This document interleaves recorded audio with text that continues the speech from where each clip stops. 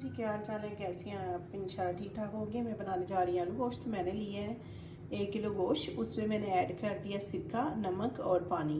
ठीक है, इसको 10 मिनट के लिए रखेंगे, फिर धो के हांडी बनाएंगे। ठीक है, यहाँ पे ऐड करेंगे लहसुन अदरक का पेस्ट।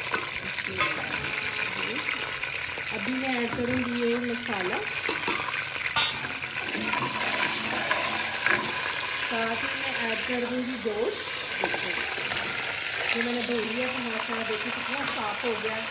इसमें ब्लड भी नज़र नहीं आ रहा होगा। वैसे थोड़े से टेस्ट भी अच्छा आता है तो, और गोश्त की स्मेल होती है वो भी नहीं आती।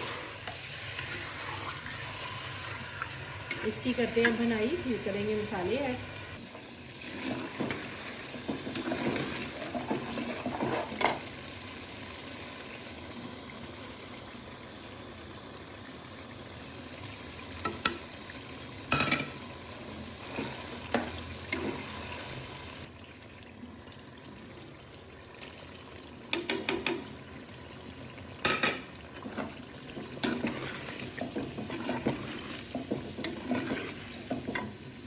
इसमें मैंने फ्राई हुए मसाले ऐड कर लिए। मसालों के बाद मैंने प्याज फ्राई जो थे वो मैंने ग्राइंड करके डाल दिए हैं।